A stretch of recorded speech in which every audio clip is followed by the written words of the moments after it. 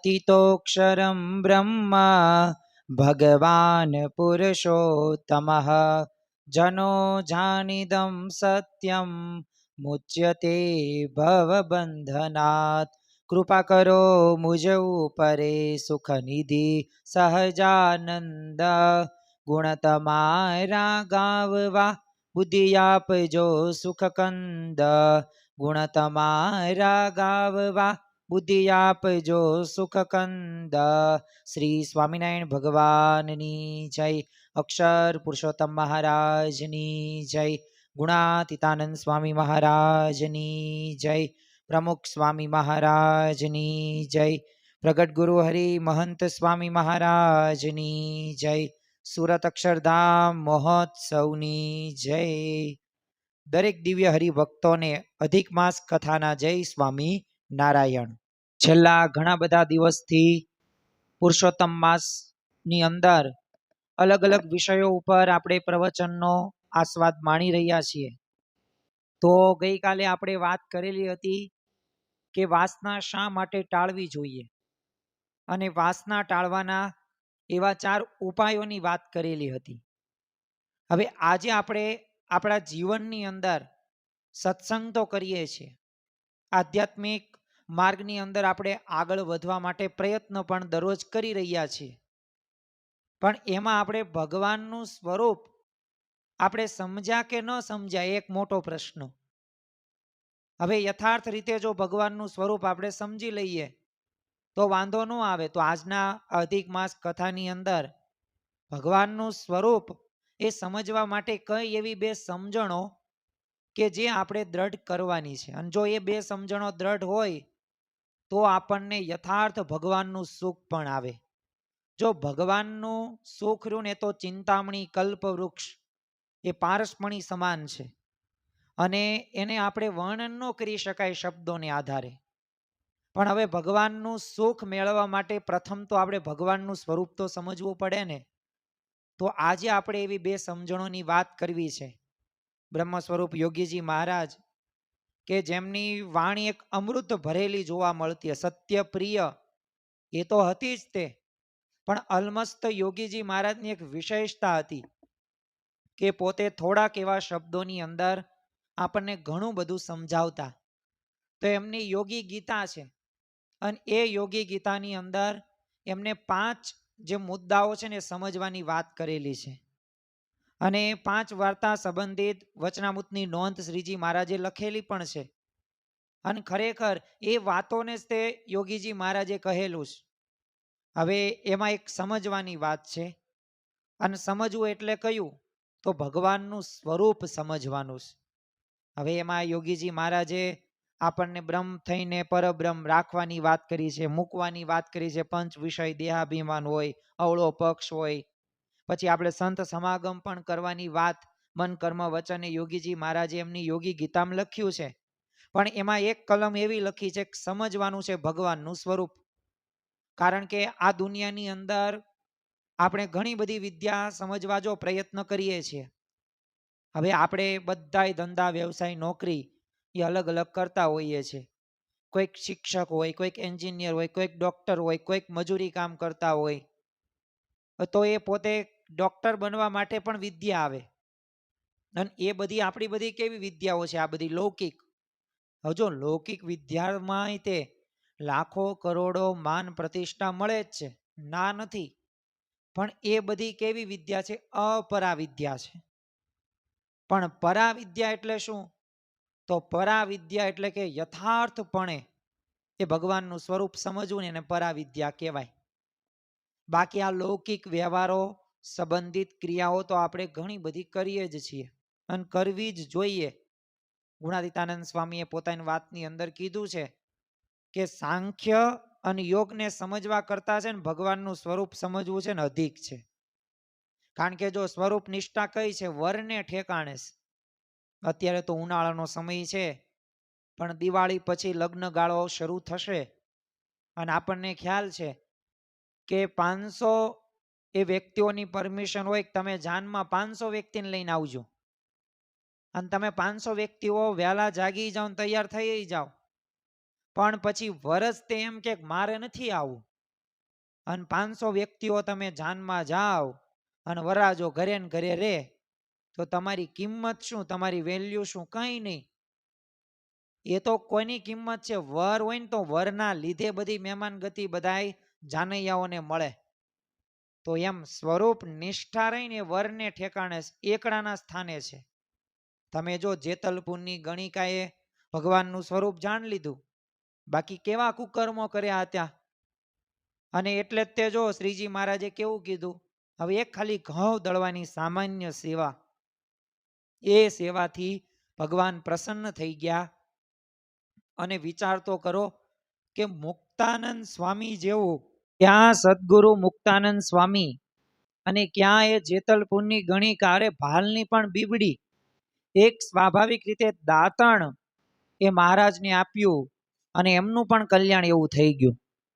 તમે જો ગઢડા જે પ્રથમનું 137મું વચનામૃત છે, તો એની અંદર શ્રીજી મહારાજે વાત કરી છે કે કર્તા, સાકાર અને સર્વોપરી અને પ્રગટ, આ 4 કલમ રહીને એ સમજવાની છે. અને જેમાં ભગવાનને જો કરતા હરતા આપણે સમજી લઈએ તો ઘણા બધા દુઃખો ઓછા થઈ જાય. અને અખંડ સુખી રહેવા માટે શ્રીજી મહારાજે 6 વિચારો આપ્યા છે. તો એ 6 વિચારોમાંનો જ આ એક વિચાર કે ભગવાન સર્વ કરતા હરતા છે. તમે જો આપણા જીવનમાં બનતી કોઈ પણ પરિસ્થિતિ રહીને એના કરતા હરતા કોણ છે? ભગવાન છે. એ આપણે સમજીએ ને તો દુઃખો આવે ને તો એમાં પણ આપણે સુખેથી એ જીવન પસાર કરી શકીએ. એટલે આત્મનિષ્ઠા જેટલી અગત્યની છે. અને એટલી જ તે જો ખરેખર ભગવાનનું સ્વરૂપ રહ્યું ને એ પણ સમજવાનું એટલું જ અગત્યનું છે. અને વિષયોમાં જો આપણું મન તણાય છે, મન તો કેવું નીલ વાંદરા જેવું છે, એ પોતે સ્થિર રહી નથી શકતું, પણ એને સ્થિર રાખવાનું છે. અને ત્યાં સુધી સ્વરૂપ સમજાતું નથી. એટલે સ્વરૂપ સમજાઈ જાય તો જો કામાદિક જે દોષો હોય, કામ, ક્રોધ, લોભ, મોહ, મત્સ્ય, માયા, તૃષ્ણા, અહંકાર, એ સહેજે સહેજે જીતાઈ જાય. કાર્યાણીનું 10મું વચનામૃત છે, તો એની અંદર આ જ વાત કરી છે કે કાંઈ થઈ રહ્યું છે ને તો ભગવાનને લઈને થઈ રહ્યું છે. અને કલ્યાણના એ માર્ગની અંદર જો અગત્યનો મુદ્દો હોય ને તો ભગવાન સર્વ કરતા હરતા છે. તો આજે આપણે ભગવાનના સ્વરૂપની સાથે સાથે એવી 2 સમજણો પણ એ સ્વરૂપ સમજવામાં મદદરૂપ છે, એ સમજણની પણ વાતો કરવી છે. એક તો સર્વોપરીપણાની સમજણ અને બીજું નિર્દોષ ભાવની સમજણ. કારણ કે આ 2 સમજણો રહીને એ જો દ્રઢ કરી લઈએ તો ભગવાનનું આપણે સ્વરૂપ એ સમજી શકીએ. પણ થોડીક આપણે પ્રસ્તાવના જોઈએ, જેથી આપણા મનના પ્રશ્નોનું સમાધાન થાય. ઉપનિષદો છે, એમાં કેન ઉપનિષદ છે. તો આ કેન ઉપનિષદનો તમે મુખ્ય સાર શું છે? તો સ્વાભાવિક રીતના એ જ છે કે સંસાર કોના વડે ગતિશીલ છે? તો એનો ઉત્તર કેન ઉપનિષદ જ આપે છે કે ભગવાન વડે, પરબ્રહ્મ વડે જ વધુ ગતિશીલ છે. અરે કાળ, કર્મ કે માયા કે સ્વભાવ રહ્યા ને એ પણ આપણું કશું ન બગાડી શકે. પણ જો ખરો આશ્રય કર્યો હોય ને તો, જો ખરો મહાત્મા જ્ઞાન યુક્ત નિશ્ચય હોય ને તો, અને ખરો ભગવાનનો મહિમા અને યથાર્થ સ્વરૂપ સમજ્યા હોય ને તો, એકવાર આપણે સત્પુરુષ પાસે વર્તમાન ધરાવી લીધા પછી આપણા કોને આશરે રહેવાનું? ભગવાનના આશરે રહેવાનું હોય. પછી એમાં સુખ આવે કે દુઃખ આવે તો એ આપનાર કોણ છે? ભગવાન છે. એ સર્વ કરતા છે ને એમનું બળ હોય ને તો કંઈ તકલીફ થાય ખરી? કાંઈ ન થાય. પણ આ માનવું રહ્યું ને એ બહુ અઘરી બાબત છે. ગામડામાં તો ઘણાની છે ને ભેંસ માંદી પડે ને તો એ કંઠી પાછી આપવા આવી જાય. લંડનના તે હરિભક્ત હતા, પ્રમુખ સ્વામી મહારાજે પૂજા આપી, તો હવે એનો વેપાર ધંધો કંઈક ખોટમાં થોડોક ગયો, તો બોલો ભારત પાર્સલ એને પૂજા પાછી મોકલી દીધી. હવે પ્રમુખ સ્વામી મહારાજે પ્રસાદીની પૂજા આપી, આશીર્વચન આપ્યા, પણ એના મનની અંદર શું? તમે જ્યારે પૂજા આપીને પછી મારા ધંધા, વ્યવસાય, નોકરીની અંદર છે ને ખોટ જ આવે છે. એટલે તમારી પૂજા છે ને મને હદી નહીં, તમારો સત્સંગ મને હદો નહીં. ક્યારેક તો તબિયત બગડે, કાંઈ પણ દુઃખ આવે ને તો તરત શું થઈ જાય કે ખરેખર છે ને આ જે સત્સંગ જે રીતે પહેલા હતો ને એવો છે જ નહીં. એટલે અભાવ અવગુણમાં આપણે બહાર આવીએ જ નહીં. એટલે મહંત સ્વામી મહારાજ કહે છે કે અભાવ અવગુણ છે ને ઝેર સમાન છે, આમ લાલ લીટો મારે. કારણ કે જેનો પણ તમે અભાવ અવગુણ ગાશો ને તો એ વ્યક્તિ પ્રત્યે તમને રહેવું નહીં ગમે, એની સાથે બોલવું નહીં ગમે, એની તમને સેવા કરવી નહીં ગમે, એની તમને મદદ કરવી નહીં ગમે, તો પછી કોણ દુઃખી થવાનું? તમે જ દુઃખી થવાના છે. અને ઘણા બધા તો શું કે ઘણા બધા સમયથી અમે સત્સંગ કરીએ છીએ તોય તે ભગવાન બે પાંદડે કરતા જ નથી, શેર માટેની ખોટ જ છે. પણ એવું નથી, ભગવાન બધુંય જાણે છે. ભગવાન એ દાસના દુશ્મન હરિ કેદી હોય નહીં, જેમ કરશે એમ સારું જ કરશે. અને એ ભગવાનને સંત આપણામાં સારું કરે છે, પણ આપણા મનની અંદર એવું કેમિકલ ભરેલું છે ને કે જેના લીધે આપણે ભગવાનને પણ નેગેટિવ કરી નાખીએ છીએ. અને ખરેખર જો આપણે પછી બીજે ત્રીજે આંટા મારતા થઈ જઈએ છીએ. આપણે એવી બધી બાધાઓ એવું બધું રાખી દઈએ છીએ. તો હવે આમાં કંઈ કરતા પણ આપણે નક્કી નથી કરેલું. આમાં આપણે પતિવ્રતાની ટેક આ નિષ્ઠા નો કહેવાય, નિષ્ઠામાં કાચપ કહેવાય. અને જો કરતાપણાની દ્રઢતાથી જ તે અંતરમાં ખૂબ શાંતિ રહે છે. નરસિંહ મહેતા તમે જો એમના જીવનમાં કેટલા પ્રશ્નો આવ્યા. આજે આપણે એમની વૃત્તાંત નથી જોવું, એક પણ પ્રસંગ નથી સાંભળવો, આપણને સર્વ કોઈને ખ્યાલ જ છે. પણ નરસિંહ મહેતા પોતે કહી ગયા આપણને કંઈક કે આપણો ચિંતવ્યો અર્થ કાંઈ નવસરે, ઉદરે એક ઉદ્વેગ ધરવો, જે ગમે જગત ગુરુદેવ જગદીશને તે તણો ખરખરો ફોક કરવો. કે જે ભગવાનને ગમે છે ને પછી એમાં ખરખરો નહીં કરવાનો, એમાં દુઃખ નહીં લગાડવાનું. જેમ માથા ઉપર પાણી ભરેલ માટલી મૂકી હોય કેટલો ભાર લાગે, પણ દરિયામાં ડૂબકી મારી હોય તો કેટલી, એક માટલી ભરીને આપણને ભાર લાગે. અરે લાખો ટન આપણી પાણી રહ્યું આપણે માથે હોય તોય ભાર લાગે કે ન લાગે? ન લાગે. કેમ? ભગવાનનું સર્વ કરતા હરતાપણું આપણે દ્રઢ કરીને રાખ્યું છે. તમે જો ગુણાતીત ગુરુ પરંપરાના જીવન પ્રસંગોની અંદર પણ આપણને સ્પષ્ટ દેખાઈ આવે છે. હવે લંડનમાં તે આપણે વાત કરીએ મંદિરની, તો હવે લંડનમાં જ્યારે જમીન લેવાઈ નથી ને ત્યારે કેટલી બધી તકલીફો પડેલી હતી, કેટલા બધા પ્રશ્નો આવેલા હતા. અરે એ પ્રશ્નો પણ તમે આપણે થોડીક ટૂંકમાં વાત કરીએ તો ત્યાં વેમ્બલી પાર્કની સામે જમીન છે ને મફતના ભાવે મળતી જ, પણ એ જમીન છે ને હાથમાં જ જતી રહી. હવે એવા સમયે સમજીએ કે જેવી ભગવાનની મરજી તો કેવું સુખ આવે. પણ જો પ્રમુખ સ્વામી મહારાજે પોતે એવી સમજણ રાખેલી. અરે લંડનમાં એક જમીન મેળવવા માટે હજારો કુટુંબોની એ સહીઓ મેળવેલી હતી, પણ છતાં તમે જો કેસ હારી ગયા. પણ ત્યારે પણ પ્રમુખ સ્વામી મહારાજે શું કીધું? જેવી ભગવાનની મરજી. અરે દિલ્હી અક્ષરધામ માટે કેટલી ધીરજ રાખી. શાસ્ત્રીજી મહારાજે ગઢડામાં એ ઘેલા નદીના કાંઠે મંદિર માટે કેટલી રાહ જોઈ, એમને કેટલી ધીરજ રાખી. તો જો કરતાપણું જો ભગવાનને માથે નાખી દઈએ ને તો ઊંઘ આવી જાય, નહીં તો પછી મુશ્કેલી ઊભી થઈ જાય. અને ખરેખર સાકારની વાતમાં તે આપણે બહુ કંઈ તાત્વિક રીતે બહુ આજે ઊંડું નથી સમજવું. પણ જો આપણી દ્રઢતા કઈ છે, ભગવાન સાકાર જ છે. તમારે જો બેક્ટેરિયા જોવા હોય તો કેની જરૂર પડે? માઇક્રોસ્કોપની જરૂર પડે. અને દૂર દૂરના તારા હોય એ જોવા માટે તો ટેલિસ્કોપ જોઈએ. તો એમાં આંખે કરીને દેખાય એટલું જ સાકાર માનવું એવી કંઈ વાત એ નથી. અને ખરેખર આ જ આંખે જોઈએ તો અર્જુન શ્રી કૃષ્ણને મનુષ્ય જેવા જ જોતા હતા, પણ જ્યાં એને દિવ્ય નેત્ર આવ્યા તો તરત એ વિરાટ રૂપ દેખાણું કે ન દેખાણું. તો એમ દિવ્ય દ્રષ્ટિથી વિરાટ સ્વરૂપ જોઈને તે એ ખરેખર અર્જુન શું કહે છે કે આટલું વિરાટ સ્વરૂપ. અને ત્યારે ભગવાને શું કીધું કે આ તારી દ્રષ્ટિમાં સમાય ને એવું જ સ્વરૂપ, એવું સ્વરૂપ નથી. તો ખરેખર ભગવાન તો જો સાકાર જ છે. અને ભગવાનનું સ્વરૂપ આપણે સમજીએ છીએ તો આ મુદ્દાને પ્રથમ તો સમજવાની છે. અને આંખની એક મર્યાદા હોય છે, અને એટલે જ તે સ્વરૂપ જેવું છે એવું નહીં દેખાય. કેમ કે આપણને તો ચર્મચક્ષુથી જોવા આપણે પ્રયત્ન કરીએ છીએ, પણ એ દર્શન માટે જુદી અવસ્થા જોઈએ. કેટલી અવસ્થા છે? તો આમ તો 3 અવસ્થા છે. અગતરાયના પર્વતભાઈ હોય કે પછી માંગરોળના તે ગોરધનભાઈ હોય, તો જાગ્રત, સ્વપ્ન અને સુષુપ્તિ આ 3 અવસ્થા છે. આ 3 અવસ્થામાં ભગવાનનું અખંડ પોતે એ જોતા હતા. પણ એક ચોથી પણ અવસ્થા છે, અને એ કઈ અવસ્થા? ગુણાતીત અવસ્થા. હવે ગુણાતીત અવસ્થા વાળા શું કહે? તો શ્રીજી મહારાજ મારી સામે જ છે, મને દર્શન જ આપે છે. પણ આપણે દેહ ભાવમાં હોય એટલે દેખાય ન દેખાય.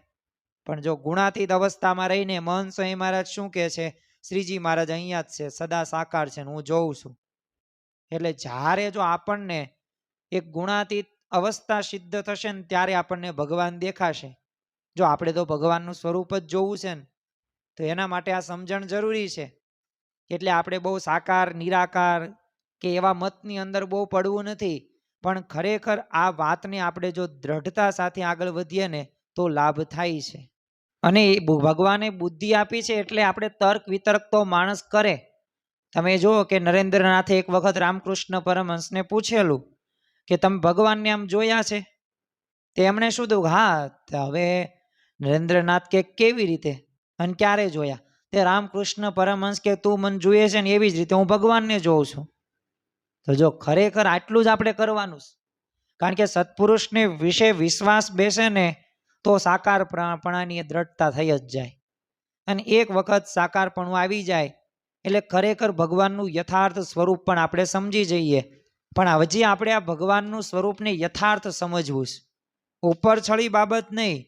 એમ તો આપણે આરતી પણ કરીએ જ છીએ, પ્રાપ્તિનો વિચાર પણ કરતા હશું જ તે, સાથે સાથે આધ્યાત્મિક રીતે આપણે જોડાયેલા હશું, પૂજા પણ કરતા હશું, સભામાં પણ જતા હશું. પરંતુ ભગવાનને આપણે માનીએ છીએ, નથી માનતા એવું નથી. એટલે આ સત્સંગ સાથે જોડાયેલા છીએ અને આ સિદ્ધાંત સાથે વરેલા છીએ. પણ એ ભગવાનના સ્વરૂપની અંદર બે એવી કઈ સમજણો છે કે એ સમજણો આપણે આપણા જીવનમાં દ્રઢ કરીને રાખવાની છે અને યથાર્થ રીતે સમજવાની છે. તો જો પ્રથમ સમજણ કઈ છે, સર્વોપરીપણાની સમજણ. અને બીજી કઈ સમજણ છે, નિર્દોષ ભાવની સમજણ. આજે આપણે અધિક માસ કથાની અંદર આ બે સમજણોની જ વાત કરવી છે. આજે બીજા બધા એવા દ્રષ્ટાંતોની વાત નહીં કરીએ, પણ આ બે સમજણો આજે આપણે દ્રઢ કરશું. અને પ્રવચનના અંતે આપણે દ્રઢ પ્રતીતિ સાથે મનમાં આપણે નક્કી કરીને ઊભા થશું કે ખરેખર ભગવાનનું સ્વરૂપ મારે આવી રીતે સમજવાનું છે આજથી. કારણ કે ઘણું બધું આપણે સાંભળીએ છીએ, ઘણું બધું વાંચીએ છીએ અને ઘણું બધું બોલીએ પણ છીએ. પણ જો આપણા જીવનમાં આવે ને એટલો જ વધુ ફાયદો થાય. તો એ આપણે એવી રીતે એકાગ્ર ચિત્તે આપણે સાંભળવાના છીએ. પ્રથમ તો આપણે સર્વોપરીપણાની સમજણની આપણે વાત કરીએ તો જો જેને જે ઈષ્ટદેવ મળ્યા હોય તો એના વિશે જ્યારે સર્વોપરીપણાનો ભાવ થાય તો એ જ ભક્તિની પરાકાષ્ઠા છે, એવી જ હોવી જોઈએ. કારણ કે સર્વોપરી નિષ્ઠા વિના જીવમાં કોઈ દિવસ બળ આવે જ નહીં. તમે જો રામ ભગવાનના ઉપાસક છો, ઇટ્સ ઓકે, કંઈ વાંધો નથી, સારામાં સારી બાબત કહેવાય કે તમે ભગવાનને માનો તો છો. બાકી દુનિયાની અંદર 30-40% તો કેવા છે, નાસ્તિકો છે, ભગવાનને માનતા જ નથી. નકરું તર્ક વિતર્ક જ કરે છે. કંઈક સારું કામ થાય તો વિરોધ કરવા પોતે પહોંચી જાય અને ભડકા કરે, ગમે તેવા આરોપો મૂકે. તો જો પ્રથમ તો આપણે ભગવાન રામના ઉપાસક છીએ કંઈ વાંધો નહીં, પણ સર્વોપરી માનીએ. અરે કૃષ્ણ ભગવાનના ઉપાસક છીએ કંઈ વાંધો નહીં, પણ કૃષ્ણ ભગવાનને આપણે સર્વોપરી માનીએ. તમે માતાજીના ઉપાસક હોય તો કંઈ વાંધો નહીં, આપણે ભગવાનને તો માનીએ છીએ, માતાજીને આપણે દીવાબત્તી તો કરીએ છીએ. પણ સાથે સાથે એક વાત એ પણ ધ્યાન રાખવી કે એમને આપણે સર્વોપરી માનવાના છે. આપણે ભગવાન સ્વામિનારાયણના ઉપાસક છીએ તો જો સ્વામિનારાયણ ભગવાનને આપણે સર્વોપરી સમજવાના છે, તો એમાં કાંઈ કોઈ રીતે દેવી દેવતાઓનું કંઈ ખંડનની વાત નથી. તમે જો ભગવાન સ્વામિનારાયણના મંદિરો જુઓ તો એની બધાય તે દેવી દેવતાઓનું આબુધાબીનું મંદિર તમે જુઓ, 10,000 કરતાં વધુ મૂર્તિઓ એ આપણા હિન્દુ ધર્મના 33 કરોડ દેવી દેવતાઓ આપણને ત્યાં જોવા મળે છે. એટલું જ નહીં, દરેકની સંસ્કૃતિનો આદર સત્કાર કરવામાં આવે છે. તો આ કંઈ રૂપિયા બનાવવા માટે કે દાન ધર્માદો માટે નથી, એક ભાવના વ્યક્ત કરવી. પણ જો માણસને તર્ક વિતર્ક છે, એમાં એને એમ લાગે છે કે જો એમાંય તે એનું પોતાનું જોવે છે. પણ આપણે એક થોડીક સામાન્ય દ્રષ્ટિથી વિચાર કરીએ ને તો પણ ખ્યાલ આવે કે ખરેખર વસુધૈવ કુટુંબકમ, ભારત એક મારો નથી, આખું વિશ્વને એક સંયુક્ત કુટુંબ છે. સ્વામી વિવેકાનંદ શિકાગોની ધર્મ પરિષદની અંદર ગયા અને એ ડિયર સિસ્ટર્સ એન્ડ બ્રધર્સ, ભાઈઓ અને બહેનો, હવે એ પોતે બોલ્યા ને તો એમાં બધાય સ્ટેન્ડિંગ ઓવેશન સાથે 5 મિનિટ સુધી તાળીઓનો ગડગડાટ કર્યો છે. તો જો એમને એ ભાવના છે તો એવી જ ભાવના હોવી પડે દરેકના જીવનની અંદર. કોઈ ધર્મ આપણને ખોટું શીખવતો નથી. કોઈ ધર્મ આપણને ખોટી રીતે અનીતિથી અપ્રામાણિકતાથી લૂંટફાટ કરો, અણહકનું લઈ લો, આવું નથી શીખવતો. એ તો આપણે આપણા મગજની અંદર એવા કેમિકલ ભરેલા છે ને કે એના લીધે આપણે માણસનું અહિત કરીએ છીએ. પણ જો ચેતી જજો, કારણ કે ભગવાન રહ્યા ને કર્મના સિદ્ધાંત અનુસાર ચાલે છે. એ જેવું કર્મ કરશો ને એવું ફળ ભોગવવું પડશે. તમે દૂધમાં એ પાણી નાખતા હોય કે કેમિકલ નાખતા હોય તો ભલે પૈસા વધુ આવે, તમે સારી સગવડતા પણ એ પ્રાપ્ત કરી શકો. કહેવાય ને કે 60-70 હજારની ગાડી નહીં, 60 લાખની મોટર પણ તમારા ઘરે આવી જાય, પણ એ લાંબુ ન ટકે. એમાં તમને સુખ ન આવે. અને જો અત્યારે ભલે સુખ હશે પણ કર્મનો સિદ્ધાંત છે, જેવું કર્મ કરશો ને એવું ભોગવવું પડશે, મારે કે તમારે, આપણે સર્વ કોઈને. નિયમ કાંઈ એવું નથી જે કહેતા હોય એને ન લાગુ પડે, પહેલા એને લાગવું પડે. તો એમ આપણા જીવનની અંદર આ વાતને આપણે દ્રઢ કરીને રાખવાની. જો નાની નાની વાતો છે કે જે આપણને એક જીવનના એક ઉત્કર્ષ માટે એક મહત્વની અને અગત્યની સાબિત થાય છે. એટલે આપણે વાત કરતા હતા એક નિષ્ઠાની, એક સર્વોપરીપણાની. તો આ બધાય તે સંપ્રદાય ધર્મની અંદર કરવામાં આવે છે. અને જો સ્ત્રી પોતાના પતિ સમાન વ્યવહાર દુનિયાની 7-8 અબજની વસ્તી છે તો એની સાથે ન રાખે તો એને એ જ છે પતિવ્રતા સ્ત્રી કહેવાય ને. પણ જેને માટે બધાય સરખા હોય તો એને તો કેવી ખાલી જગ્યા જેવી ભક્તિ કહેવાય. તો એ ખરેખર એ સ્ત્રી યોગ્ય કહેવાય નહીં. એટલે એનો કોઈ અર્થ ન રહે. એમ ઈષ્ટદેવની ભક્તિ પણ આપણે પતિવ્રતાની ટેક સાથે જ કરવાની છે. અને જે ભગવાનની આપણે પ્રાપ્તિ થઈ છે એ સર્વોપરી ભગવાન છે, સર્વે અવતારના અવતારી છે અને સર્વ કારણના કારણ છે અને સર્વથી પર છે. અમદાવાદનું 7મું વચનામૃત છે, એક વખત વાંચવા જેવું વચનામૃત છે, એક વખત મનોમંથન કરવા જેવું વચનામૃત છે. જીવનમાં સાચી દિશા આપે ને એવું વચનામૃત છે. ભગવાનનું સ્વરૂપ યથાર્થ રીતે સમજાઈ જાય ને એવું અમદાવાદનું 7મું વચનામૃત છે. એમાં શ્રીજી મહારાજે વાત કરી કે અમે સર્વથી પર જે અક્ષરધામ છે ને ત્યાં ગયા તો ત્યાં પણ હું જ પુરુષોત્તમ છું, પણ મારા સિવાય બીજો કોઈ પુરુષોત્તમ દેખ્યો નથી. અને આ સાંભળ્યા પછી તે જો આપણે કયા પ્રમાણો શોધવા જવાય કંઈ એકેય જગ્યાએ જવાય નહીં. આપણા ભગવાન ઈષ્ટદેવ જે બોલે છે તેમાં વિશ્વાસ રાખવાનો. અને શ્રીજી મહારાજ પોતે બોલ્યા છે અને એ જે બોલે એ શાસ્ત્ર જ કહેવાય, એમની પરાવાણી જ કહેવાય. આપણે શ્રીજી મહારાજ વખતનો એક પ્રસંગ જોઈએ તો એક વખત શ્રીજી મહારાજ બધી સર્વોપરીપણાની બધી વાતો કરતા હતા. એટલે ત્યાં એક સાધુ છે ને બોલવા લાગ્યા કે મહારાજ તમે આવી વાતો કરશો ને તો સત્સંગી જીવન જે ગ્રંથ ને બધો ખોટો થઈ જશે. તે મહારાજ કે સત્સંગી જીવન તો મારી હાજરીમાં લખાયેલો ગ્રંથ છે અને તમને એમાં પ્રતીતિ હોય તો એ ગ્રંથને માનજો, અને જો તમને મારામાં પ્રતીતિ હોય તો મને સર્વોપરી માનજો. તો જો શાસ્ત્રની એક તંતી રહીને પકડાઈ જાય એટલે આપણે ઈષ્ટદેવને સર્વોપરી સમજી શકતા નથી. તમે જો સાંખ્ય જ્ઞાન કે આપણે યોગ હોય એ સિદ્ધ કરતા તે મહારાજનું એ જે સર્વોપરીપણાની જે સમજણ રહીને એ સમજવું ને અધિક છે. અને એવી નિષ્ઠા થાય ને તો જ તે આ દોરા ધાગા નાળિયેર કે આ બધા વહેમ હોય તો એમાં આપણે ન થઈએ. બાકી તમે જુઓ કે આપણા જીવનની અંદર ઘણી બધી વખત એવા પ્રશ્નો આવે તો મનમાં એવા દ્વિધાઓ જ રહે છે કે ખરેખર શું આ ભગવાન સ્વામિનારાયણ રહ્યા એ મદદ કરતા હશે? શું મારા પ્રશ્નોનું એ સમાધાન કરશે? શું મારી પ્રાર્થના ત્યાં સુધી પહોંચતી હશે? અરે પહોંચે જ છે. વિચારવાનું જ્યાં શરૂઆત કરો છો ને ત્યાં તે ભગવાન પોતે કામ કરવાનું શરૂ કરી દેશે. એટલે એક સર્વોપરી ભગવાન સ્વામિનારાયણ આવ્યા ને પછી બીજાની જરૂર કંઈ છે જ નહીં. તમે જો 33 કરોડ દેવી દેવતાઓ આપણે દરેકને આપણે આદર છે અને ઉપાસના કરવાની હોય ને તો આપણે એક જ સર્વોપરી એક ખરેખર એમની જ તે આપણે કરવાની હોય. અંત્યનું એક 38મું વચનામૃત છે તો એની અંદર શ્રીજી મહારાજે વાત કરી કે બીજા જે અવતારો થયા છે ને નમસ્કાર કરવા તો યોગ્ય છે જ, તે પૂજવા યોગ્ય છે, પણ સર્વોપરી ભાવે ઉપાસના કરવા યોગ્ય તો તમને જે સ્વરૂપ મળ્યું ને એ જ છે. હવે ઘણા શું કહે છે કે આપણે એવું કાંઈ નહીં, આપણે છે ને બધાને માનીએ. વાત સાચી, પણ એક વાતને પાછી આપણે ધ્યાનમાં પણ રાખવું જોઈએ કે ખરેખર એ જે વાક્ય રહ્યું ને એ વાક્ય આમ સાચું છે, પણ એ સર્વોપરીપણાની એ જે સમજણ નહીં તો એ હજી આપણે દ્રઢ કરીને રાખી નથી.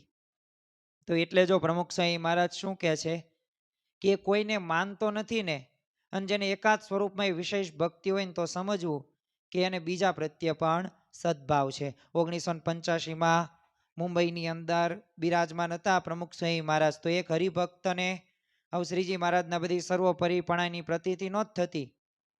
તે યોગીજી મહારાજે તે ત્યાં બિરાજમાન હશે એટલે એમને અઠવાડિયા સુધી રોજ એની પાસે સર્વોપરીપણાની વાતો કરી અને વચનામૃતો ઘણા બધા સમજાવ્યા, અને છેવટે કહ્યું પણ ખરું કે તમારે આ સમજાવ વગર છૂટકો નથી. તો માંડ એને દ્રઢ કર્યું.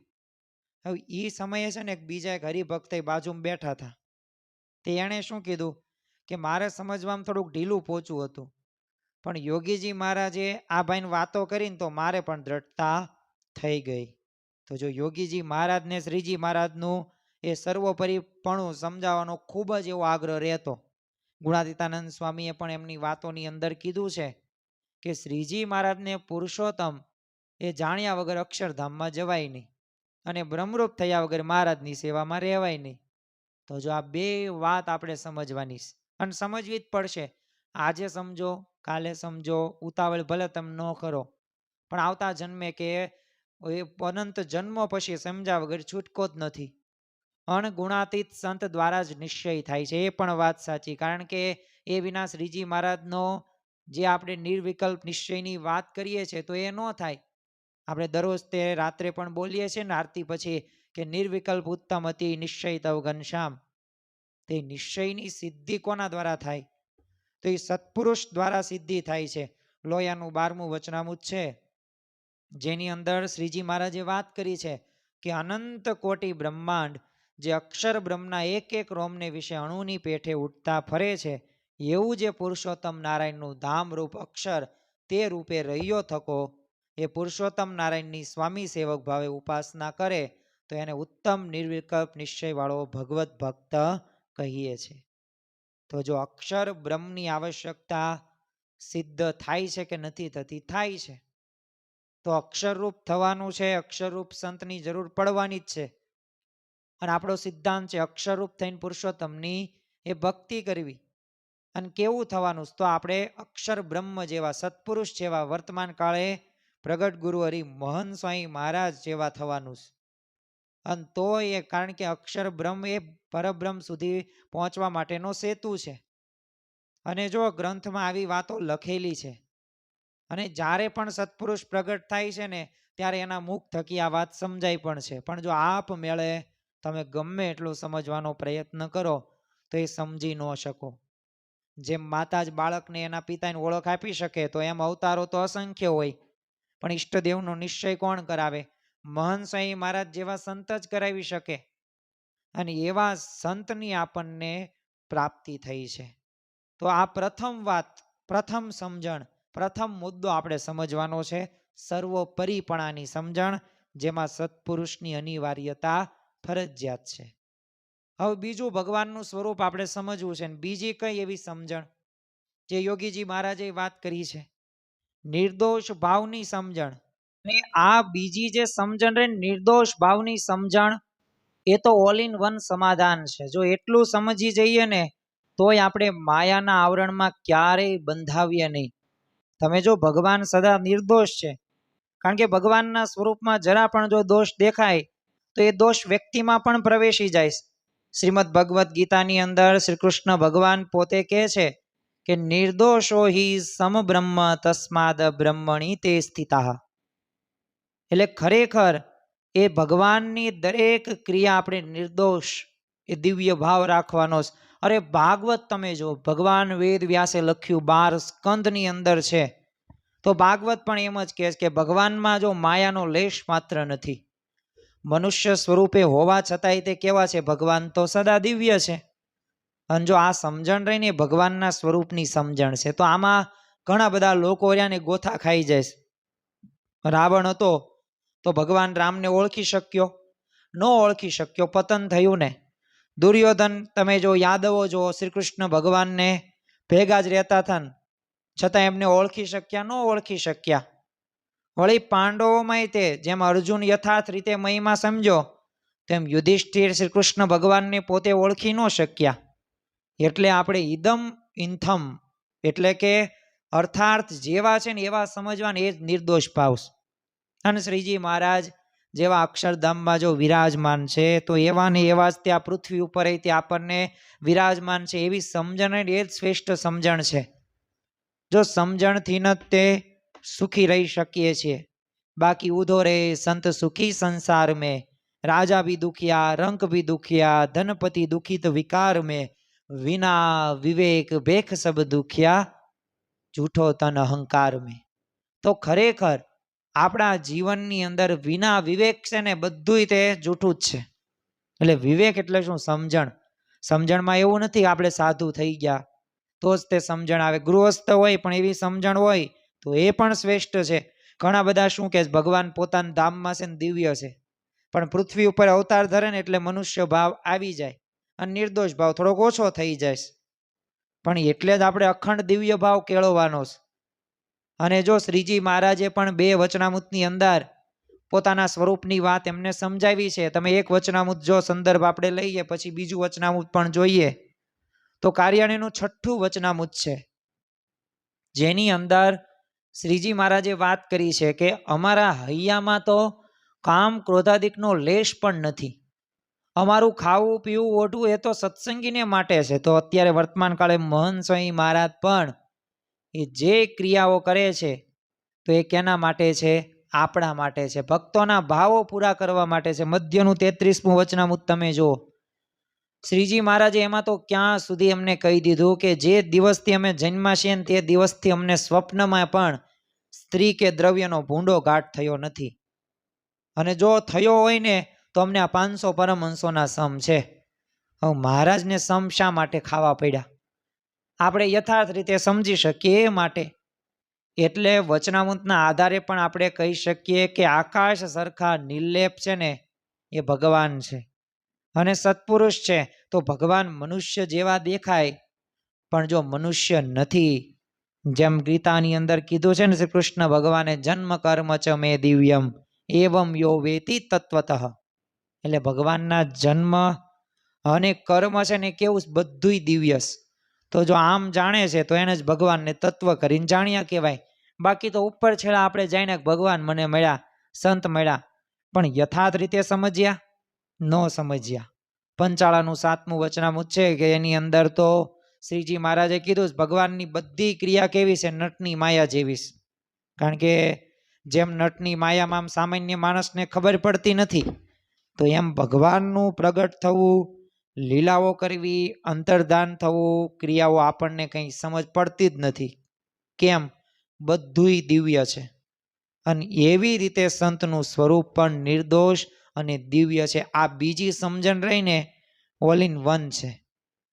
1965ની અંદર યોગીજી મહારાજે છે ને ધનુર્માસ નિમિત્તે ગોંડલ મંદિરના પૂજારી સ્વામી અને સંતોને એક સૂત્ર લખવા માટે આજ્ઞા કરી.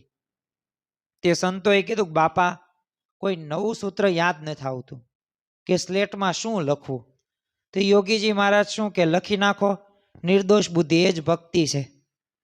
તો જો શ્રીજી મહારાજ જેવા અક્ષરધામમાં વિરાજમાન છે તો એવા ને એવા એ સંતમાં પણ વિરાજમાન છે. અને એને સમજવું ને એને નિર્દોષ ભાવ કહેવાય. શ્રીજી મહારાજ પણ એટલે જ કહે છે સંત માનજો મારી મૂર્તિ રે, તેમાં ફેર નથી એક રતી રે. સંત હું ને હું તે વળી સંત રે, એમ શ્રી મુખે કહે ભગવંત રે. તો જો શ્રીજી મહારાજ કહે છે કે સંત રહ્યા ને એ જ મારી મૂર્તિ છે. તો અહીંયા કઈ બધાય સંતોની વાત નથી કરતા. પાછા એ ગુણાતીત સંત એટલે કે અક્ષર બ્રહ્મની વાત કરીશ. જેમ રાધા અને કૃષ્ણ, નર અને નારાયણ, એમ અક્ષર અને પુરુષોત્તમનું જ્ઞાન રહ્યું ને એ સમજવાનું છે. અને ભગવાનમાં નિકટતમ ને અતિ પ્રિયતમ છે કોણ? અક્ષર છે. અને એમાં ભગવાન અખંડ વિરાજમાન છે. તો આમ ભગવાન જેમના રોમે રોમે જો વિરાજમાન હોય તેમાં માયાનો પ્રવેશ થાય ખરો? ક્યારેય ન થાય. માયાથી પર છે અક્ષર અને એ પરબ્રહ્મ. એટલે જ તે શ્રીજી મહારાજે 5 તત્વોનું અનાદિ જ્ઞાન આપણને આપ્યું: જીવ, ઈશ્વર, માયા, બ્રહ્મ અને પરબ્રહ્મ. અને એટલે જ તે એ સંત કેવા છે. ઘણી વખત એ કીર્તન સાંભળ્યું હશે. 2 કડીઓ આપણે જોઈએ. સંત તે સ્વયં હરી આપટળી મળ્યા ભગવાનમાં, જેના આપમાં હરિનો વ્યાપ, સંત તે સ્વયં હરી. તો જો ખરેખર એ ભગવાનમાં, અરે જેની જીભામાં જીભા જીવનની, જેના નાકમાં નાસિકા નાથ, તો એવા સંત તે સ્વયં હરી. તો એના અંગે અંગની અંદર ભગવાન રહ્યા છે. એવા સંતમાં નિષ્કામ, નિર્લોભ, નિસ્વાદ, નિસ્નેહ, નિર્માન, આ પંચ વર્તમાનની દ્રઢતા હોય છે. અને ખરેખર આ બ્રહ્માનંદ સ્વામીએ તેવા સંતના લક્ષણોની વાત કરી છે કે નિષ્કામ સદા મન રામ રીઝાવન, દામરુ વામ સે દૂર હૈજી, લવલેશ નહીં જાકે લોભ કુકા, નહીં કામ ન ક્રોધ ન કુર હૈજી, મન પ્રાણ इंद्रिय के मामले से पीछे हटे नहीं ऐसो सुर हैजी, બ્રહ્માનંદ કહે સંત્ય બાર તકુ, ऐसे संत में श्याम हजूर हैजी. તો ખરેખર આવા લક્ષણો જેમાં હોય ને તો એવા સંત ભગવાનની મૂર્તિ છે. બાકી જો ફેન્સી ડ્રેસની જેમ કપડાં પહેરીને નીકળી પડ્યા હોય તો એવા કંઈ સંતની વાત નથી અહીંયા. હવે ખાવા ન મળે ને આપણે સાધુ માર્ગે આગળ વધી જઈએ તો એવી વાત નથી કરતા. ખરેખર આપણા જીવનની અંદર એવા લક્ષણયુક્ત આપણને એવા સાચા સંતની પ્રાપ્તિ થઈ છે. અને એ લક્ષણો જોઈએ, એમની ક્રિયાઓ જોઈએ, વાણી જોઈએ, વર્તન જોઈએ, તો પણ આપણને ખ્યાલ આવી જાય. તો હવે ક્યારેય તે આપણે એમાં મનુષ્ય ભાવ નથી લે, કારણ કે એ દિવ્ય છે. સંત કેવા નિર્દોષ છે, ભગવાનની મૂર્તિ છે, બધુંય દિવ્ય છે. ઇંગ્લેન્ડનો જો કાયદો છે એક કે કિંગ ડઝ નોટ રોંગ, એટલે છે ને એનું ગુજરાતી એવું થાય કે રાજા કોઈ દિવસ ખોટું કરે જ નહીં. તો એવી રીતે ભગવાનમાં તે છે ને કોઈ દોષ નથી જ તે. અને આપણા તો સદભાગ્ય શું છે, કંચન કામીનો ત્યાગ, એવા આપણને ગુરુ મળ્યા છે. બાકી તમે જુઓ કે દારૂ પીતા હોય, માંસાહાર કરતા હોય, વ્યભિચાર કરતા હોય, ભોળા શિષ્યોને પણ વિશે આમ દિવ્ય ભાવ આમ કેવા એને રહેતો હોય, તો આપણે તો એમાં જીવ જોડી નહીં, તો આપણે તો લેવા દેવા વગરનો મોક્ષ બગડે અને જન્મ મરણના ચક્રમાં ફરી વખત આવવું પડે. તો જેમ અગ્નિનો ઉદય લાગે નહીં એમ ગુણાતીત સંતને દોષ કંઈ લાગે જ નહીં. અને બીજા તો અગ્નિ પણ નથી અને એની રાખ પણ નથી. હવે એને આપણે પકડીએ તો આપણું કલ્યાણ એ બગડે છે. મુંબઈમાં એક ગુરુ તાજમહેલ હોટલમાં ઉતરેલા, તો પોતે દારૂ પીવે, માંસાહાર, વ્યભિચાર બધુંય કરે, પણ બધાય શિષ્યોને તોય ગુરુ પ્રત્યે બોલો દિવ્ય ભાવ. હવે આમ કરવાની અંદર મોક્ષ ને સાધના કેવું બગડે? અરે માણસનો જન્મનારો હોય ને એ વિફળ જાય, એ મનુષ્ય દેહ કરીને મોક્ષ પ્રાપ્ત કરવાનો એ સાઈડમાં રહી જાય. તો આવું થાય છે. જો થોડીક વિવેક બુદ્ધિ વાપરવી અને થોડોક શાસ્ત્રનો આપણે અભ્યાસ કરીએ, શાસ્ત્રમાં શું કહ્યું છે, તો એના આધારે જ્યારે ભગવાનનું સ્વરૂપ આપણે સમજીએ ને, સંતનું સ્વરૂપ, તો યથાર્થ રીતે આપણે સમજી શકીએ. અને આપણા સમર્થ ગુણાતીત ગુરુનું તમે જીવન જુઓ, પંચ વર્તમાનની અંદર કેવા સુરાપુરા છે. હવે એક ગુરુએ ઘણી બધી સ્ત્રીઓ રાખેલી, વિચિત્ર વર્તન પોતે કરતા. તેમના શિષ્યોને પૂછ્યું કે તમારા ગુરુ આવું વર્તન કરે તે યોગ્ય છે? તે શિષ્યએ શું કીધું? ગુરુ માટે શંકા કરાય જ નહીં, જે કરે ને એ બધું બરાબર જ છે. તો જો આ લોકની આવી ભક્તિ, પણ ખરેખર જો આપણને તો કેવા ભગવાનની કેવા સંતની પ્રાપ્તિ થઈ. તમે 96 વર્ષ સુધી બ્રહ્મ સ્વરૂપ પ્રમુખ સ્વામી મહારાજનું જીવન તપાસો, એમની એ વાણી તમે જુઓ, એટલું જ નહીં, એ પંચ વર્તમાનની દ્રઢતા જો, એવા પ્રસંગો જુઓ, અને એવું લાગે ને તો જીવન ચરિત્ર તમે વાંચો, ખાલી 5 પેજ વાંચો. એમની જીવન ભાવના, એ કાર્ય કરવાની રીત. ઘણા બધા એવું કહે છે કે પૈસા, આવડત, આ બધું તે સ્વાભાવિક રીતના વ્યક્તિને આગળ લઈ જાય, પણ અહીંયા તો સાધુતા સભર જીવન જોવા મળે છે. કેવું નિષ્પૃહી વર્તમાનો જોવા મળે છે અહીંયા સંતોની સમક્ષ આપણે જોઈએ છીએ. અને જો બધા ક્ષેત્રની અંદર એવું થોડુંક તો રહેવાનું. એ સ્વાભાવિક રીતે આપણે સૌરો કોઈએ માનવાનું. જેમ અત્યારે ઉનાળાની સિઝન ચાલે છે, બજારમાં આપણે કેરીઓ લેવા જઈએ તો આમ કેરીઓ ઘણી બધી હોય, તો એમાં બગડેલી પણ હોય. એમાં એક બગડેલી આવી જાય તો કિલો કેરી 1 કિલો કેરી એક બગડેલી હોય તો એનું આપણે શું કરીએ છીએ?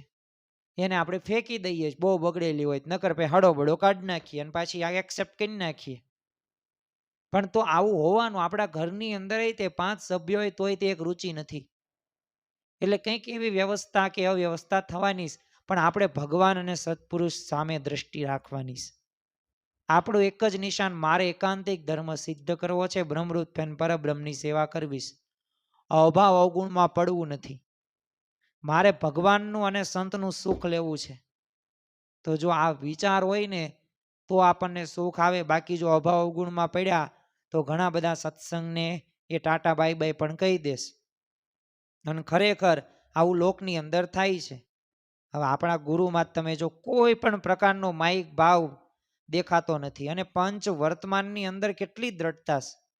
હવે એમનામાં મનુષ્ય ભાવ આવી શકે એવી કંઈ બારી જ નથી. છતાંય આપણે નાની નાની બાબતમાં આપણને ખોટું લાગી જાય, સંકલ્પો પૂરા ન થાય ને તો મન ડગી જાય. આમ તો જાણવું કે આપણે નિર્દોષ ભાવ જે સમજ્યા નથી.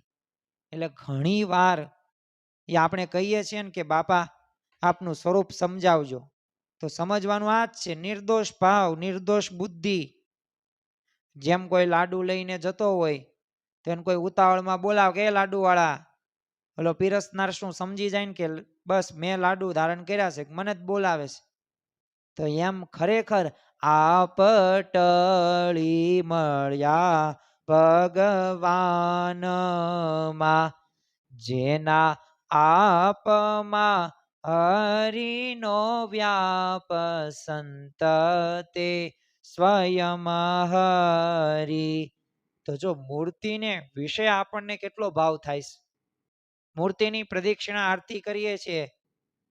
મહંત સ્વામી મહારાજ પ્રાણ પ્રતિષ્ઠા કરી હોય તો કેટલો બધો દિવ્ય ભાવ હોય.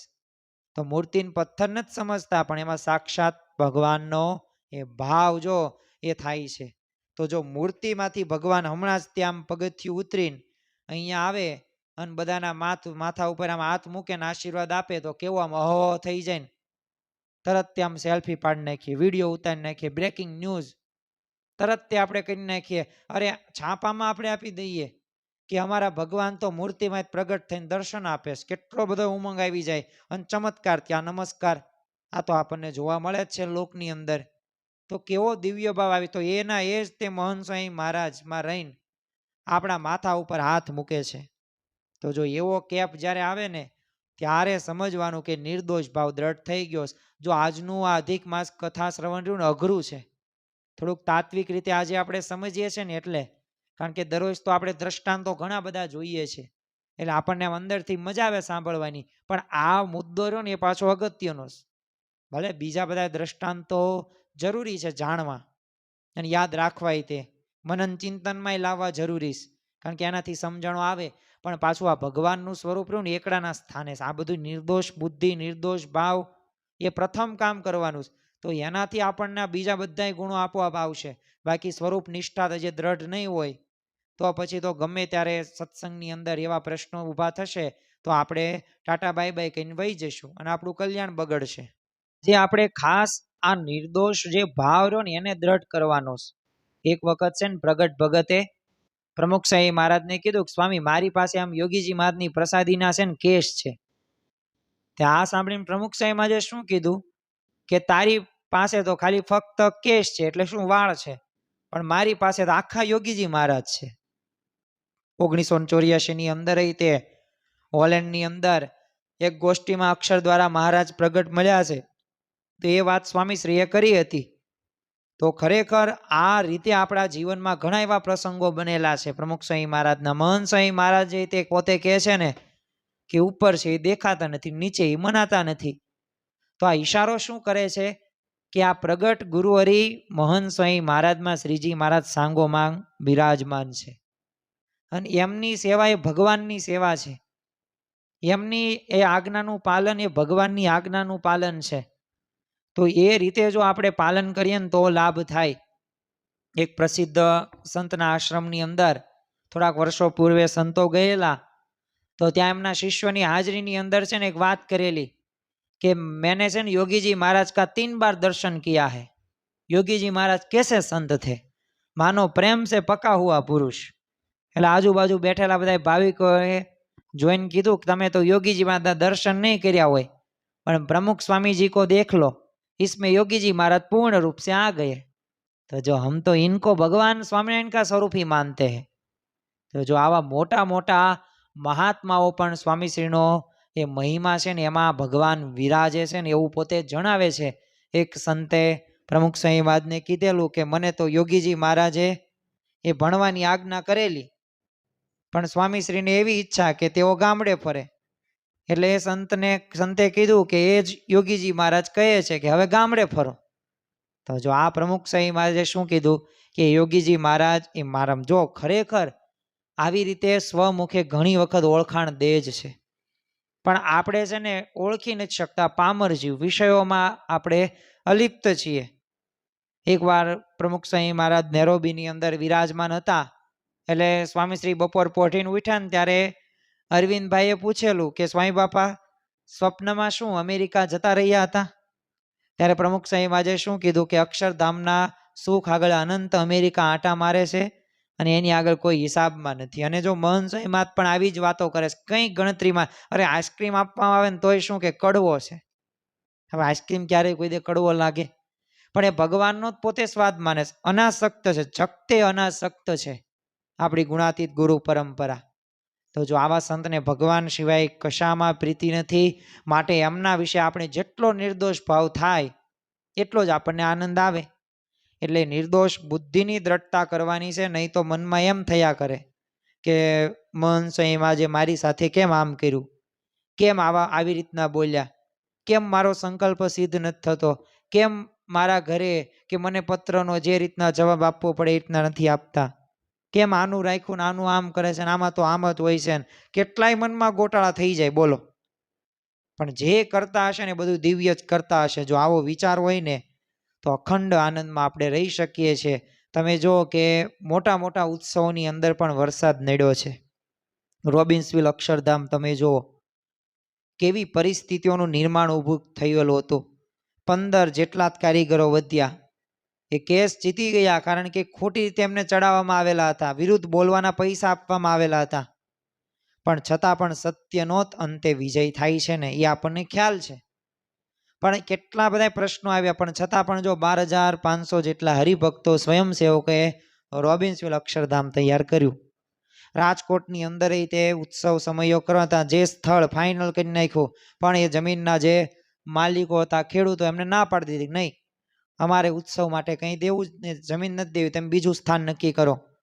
પણ તોય મહંત સ્વામીમાં શું કીધું, એમને આમંત્રણ આપ્યું કે ન આપ્યું?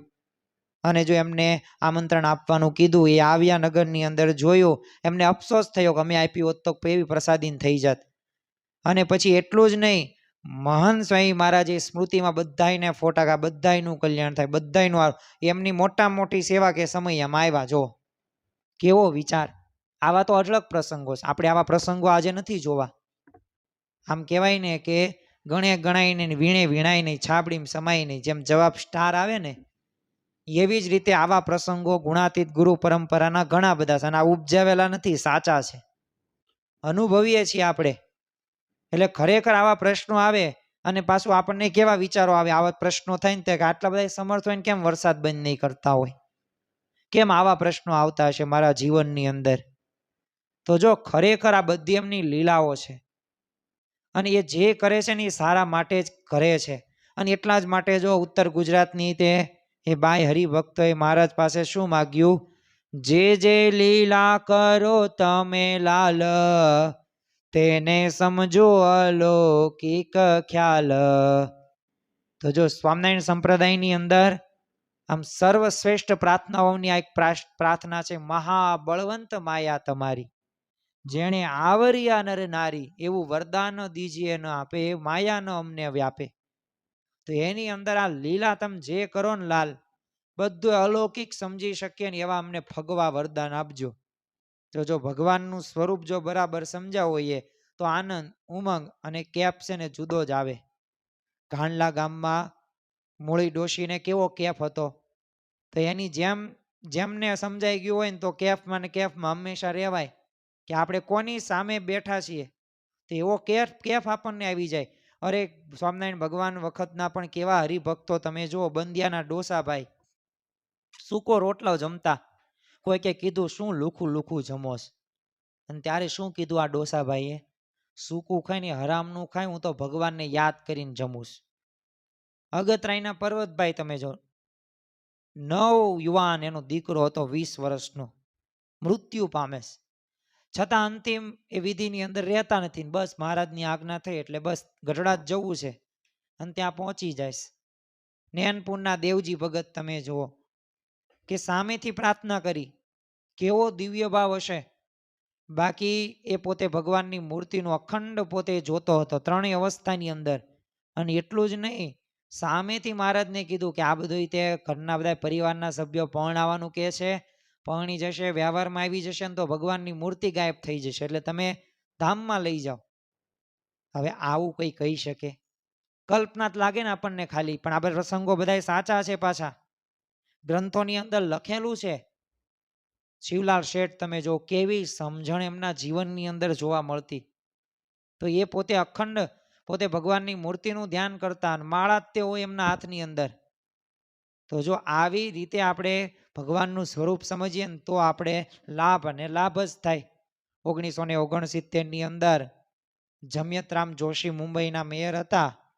તો એ સમયે છે ને ચંદ્ર ઉપર જઈ આવેલા પ્રથમ માનવ નીલ આર્મસ્ટ્રોંગ પોતે મુંબઈ આવ્યા હતા. એટલે મેયરે તેનું આમ સ્વાગત કર્યું હતું અને સાથે પહેલા વહેલા હાથ મિલાવ્યો. એટલે એ દિવસે તે સાંજે યોગીજી મહારાજના દર્શને આવેલા અને તેઓએ કીધું, બાપા મારા ભાગ્ય ખુલી ગયા. યોગી બાપા આવું સાંભળીને કે શું થયું, લોટરી લાગી ગઈ? તે એમણે શું કીધું, ના ના, પણ ચંદ્રલોકમાં ઉપર ગયેલો જે માનવ છે ને એ આજે સવારે જ મુંબઈમાં આવ્યો છે અને એને છે ને મારી સાથે પોતાનો હાથ મિલાવ્યો. તે યોગીજી મહારાજ કે કયો હાથ? તો એને કીધું આ હાથ. તે યોગી બાપા એમનો હાથ લઈને પોતાના માથે છે ને ઘસવા લાગ્યા અને કીધું, ઓહો તમારો તો હાથ બહુ પ્રસાદીનો થઈ ગયો. તો જો જગતના એ જીવ ચંદ્ર ઉપર જઈ આવ્યા તો એને મળ્યા ને કેવો કેફ. તો આપણે તો જો અક્ષરધામના પુરુષને રોજ મળીએ છીએ તો કેટલો કેફ રાખવો જોઈએ? રાખવો જ જોઈએ ને. પણ છતાં પણ જો આપણે નથી રહેતો, એટલે આપણને મોહન સ્વામી મહારાજ કહે છે, પ્રાપ્તિનો વિચાર 15 મિનિટ માટે કરો. કેવા ભગવાન મળ્યા છે, કેવી ગુણાતીત ગુરુ પરંપરા મળી છે, કેવા હરિભક્તો મળ્યા છે. જો હજી યથાર્થ ખબર જ ન હોય તો કેફ ક્યાંથી આવતો? પછી લસણ ડુંગળી તે ખવાય જ જાય. નિયમ ધર્મમાં દ્રઢતા નો રહે, મર્યાદા ચૂકી જવાય. એના મૂળની અંદર શું છે? એવા ભક્તો સંતો કે ગુણાતીત ગુરુ પરંપરાને આપણે ભગવાનનું યથાર્થ સ્વરૂપ સમજ્યા નથી. એટલે આપણે આજ્ઞા પાલનની અંદર એ આજ્ઞા લોપ કરી નાખીએ છીએ.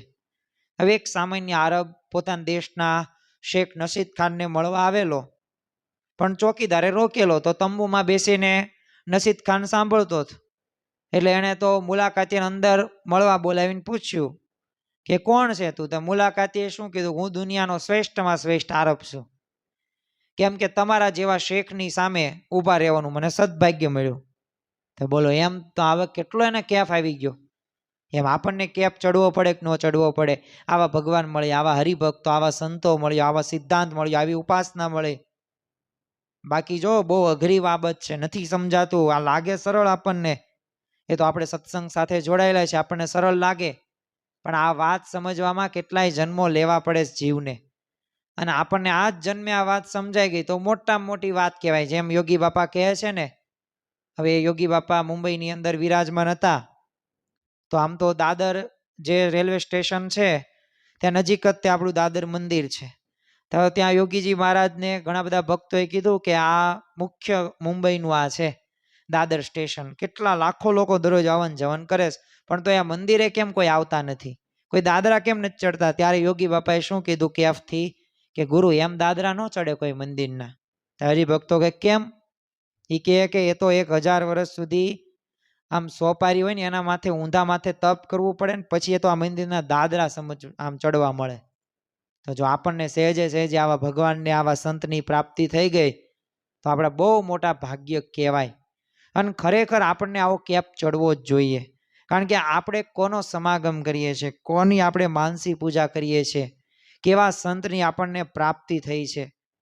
તો એવો કેપ જો ન ચડે ને તો પાછ ત્યાં સુધી બધું નકામું. બે ગામના એક દરબાર છે ને ભાવનગરની કચેરીમાં ગયા. હવે રાજા વજયસિંહજી પોતે હોકો પીતા હતા. પછી તો હોકાની નાળ બીજાને, ત્રીજાને, ચોથાને, પાંચમાને એમ 20 જણાએ હોકો પીધો. પછી આજે બે ગામનો જે ધણી હતો એને એના હાથની અંદર આવી હોકાની ચલમ, એટલે તરત તે પીવાનું શરૂ કર્યું. 2 ફૂંક મારવાનો ખાલી એને મોકો મળ્યો. 2 ફૂંક મારીને એવો કેપ ચડી ગયો ને, તે પોતાના ગામમાં રિટર્ન ગયો અને આખા ગામમાં બધાને મારે ને જોડે ને કે પણ બધા કે હું થયું, ગાંડો થઈ ગયો છું, કેમ આવી રીતના કરે છો, આનંદ કરે ને ઉત્સાહ ને આવી રીતના છું. તો એણે શું કીધું કે ભાવનગરના દરબાર 999 પાદરના ધણી એમની કચેરીમાં મને એમના હોકાની ફૂંક લેવા મળી ગઈ છે, એટલે હું બહુ ભાગ્યશાળી કહેવાય. હવે જો એક આમાં આપણે વિચાર કરવાનો કે કોના દરબારમાં આપણે ગયા છીએ. મંદિર હોય, ઠાકોરજી, પ્રમુખ સાંઈ મહારાજ, મહંત સાંઈ મહારાજ, ગુણાતીત ગુરુ પરંપરા, એમના દર્શન આપણે કરીએ છીએ, એમનું આપણે સમાગમ કરીએ છીએ, પણ આવો કેપ નથી ચડતો. એનું કારણ પણ શું છે? મુક્તાનંદ સ્વામીએ ગાયું છે ને કે દેહદર્શી દેખે પોતા જેવા સંસારી. દેહ ભાવ ટળતો નથી. દેહ ભાવ નથી ટળતો ને એટલે આપણને એ ભગવાનનું અને સાચા સંતનું સ્વરૂપ એ નથી સમજી શકતા. તો જેટલો પશુમાન મનુષ્યમાં ફરક છે ને એટલો આપણામાં અને સ્વામીશ્રીમાં જો ફરક જોવા મળે છે. અને એવું રીતના સમજાઈ જાય ને તો આ વાત આપણને સાચી લાગે કે તેઓ મનુષ્ય જેવા દેખાય પણ મનુષ્ય જેવા નથી, દિવ્ય છે. એમાં ઇન્દ્રિયો, અંતઃકરણ પુરુષોત્તમ રૂપ બની ગયા છે. તો જો એવી સમજણ આપણે દ્રઢ કરવાની છે, પછી દુનિયાનું કંઈ જ સમજવાનું કંઈ પણ બાકી રહે નહીં. તો ખરેખર આજે અધિક માસ કથા શ્રવણની અંદર આમ તો છેલ્લા ઘણા બધા દિવસથી અલગ અલગ વિષય ઉપર તમે સર્વ કોઈ સાંભળો છો તો તમને સૌ પ્રથમ તો અભિનંદન આપવા પડે. કારણ કે આજે આધુનિક સમયની અંદર જેમાં વ્યક્તિઓને મનોરંજન ગમે છે, વ્યક્તિઓને બહાર ફરવા, ખાવા પીવાનું એવું ગમે છે, અને એ વિષયોને તમે હડસેલીને આ અધિક માસની અંદર છેલ્લા 20, 21, 22 દિવસથી આપણે સતત કથા શ્રવણ કરી રહ્યા છો, તો એ સૌ પ્રથમ તમને અભિનંદન આપવા પડે. કારણ કે તમે એટલો સમય ભગવાન એ પાસે, ભગવાનની કથા શ્રવણ, મહાનતા એ કથા કરનારની નથી, મહાનતા કઈ છે? શ્રોતાઓની છે. કારણ કે એ શ્રોતાઓ દ્વારા છે ને કથા શ્રવણ થાય છે ને, કથા શ્રવણ રહીને એના જે શબ્દો રહીને એની પાછી અહીંથી વધુ મહાનતા છે. ભલે નવધા ભક્તિમાં પ્રથમ સ્થાન છે કથા શ્રવણનું, આપણે ઘણી વખત કહીએ પણ છીએ. ઘણા બધાને એમ પણ લાગતું હશે કે કથા સાંભળે ને એટલે આ કહે છે, પણ એવું નથી. લખ્યું છે. અને આ મારી કંઈ ફિલોસોફી નથી, મારી કંઈ માનસિકતા એવી નથી, મારો એવો કોઈ અભિગમ નથી. આ તો ભગવાન અને સંતનો અને શાસ્ત્રનો અભિગમ છે, જે ક્યારેય ખોટો ન હોઈ શકે. હું આજે ખોટો હોઈ શકું, મારી વાતો અમુક ખોટી હોઈ શકે, મારું અમુક ફિલોસોફી ખોટી હોઈ શકે, પણ ભગવાનના અને સંતના વચનો, શબ્દો, વાક્યો, ઉચ્ચારો, ઉપદેશો એ ક્યારેય ખોટા હોઈ શકે નહીં. તો ખરેખર એક પવિત્ર એવા અધિક માસની અંદર, જેને પુરુષોત્તમ માસ પણ આપણે કહીએ છીએ, ઘણા બધા દિવસથી દરરોજ સવારે આપણે આ કથા શ્રવણ કરી રહ્યા છીએ. તો આપણા જીવનની અંદર એક આ કથા શ્રવણનો અતિશય દ્રઢ પાયો તો થાય જ તે. પણ જેમ આપણે આપણા જીવનની અંદર એક આધ્યાત્મિક માર્ગે ધીમે ધીમે આપણે આગળ વધીએ છીએ, તો એમ આપણા ઘરના બધા સભ્યો પણ આમાં જોડાય. કારણ કે જો મોટામાં મોટી સેવા કઈ, તો મૂળ અનાદિ અક્ષરમૂર્તિ ગુણાતીતાનંદ સ્વામીએ કહ્યું છે કે એકને સત્સંગી કરો તો એક બ્રહ્માંડ ઉગાર્યાનું પુણ્ય પ્રાપ્ત થાય. તો આપણે સત્સંગી કરવા કે એના કંઈ દાન ધર્માદો માટે કે બધું મળે એના માટે નહીં, એના મોક્ષ માટે, એના કલ્યાણ માટે. કંઈ સ્વાર્થ નથી આ સત્પુરુષને, આ ગુણાતીત ગુરુ પરંપરાને, ભગવાનને કંઈ સ્વાર્થ નથી. બસ એક જ તે સ્વાર્થ છે કે તમારા જીવનું કલ્યાણ થાય. આ જન્મ મરણના ચક્રમાંથી તમે મુક્ત થાવ અને અક્ષરધામ તમે પામો, એકાંતિક ધર્મ સિદ્ધ કરીને બ્રહ્મરૂપ થાવ, આ જ અપેક્ષા છે. એવા શુદ્ધ કરવા છે કે નો પૂછો વાત, કસર રહેવા દેવી નથી. તો આજના દિવસે મહારાજ સ્વામીના ચરણોમાં પ્રાર્થના કરીએ કે આપણા સર્વ કોઈના જીવનની અંદર આ બે સમજણો જે ભગવાનના સ્વરૂપને સમજવાની છે, પ્રથમ તો સર્વોપરીપણાની સમજણ અને નિર્દોષ ભાવની સમજણ, એ અમારા જીવનમાં દ્રઢ થાય અને મન કર્મ વચને તમારામાં જોડાઈએ એવા ગુણો અમે પ્રાપ્ત કરી શકીએ અને પરબ્રહ્મની ભક્તિ કરવાના અધિકારી બની શકીએ. એ જ આજના દિવસે પ્રાર્થના. શ્રી સ્વામિનારાયણ ભગવાનની જય. આવા જ આધ્યાત્મિક પ્રવચનો સાંભળવા માટે અમારી ચેનલને લાઈક કરો, શેર કરો અને સબસ્ક્રાઇબ કરવાનું ભૂલતા નહીં.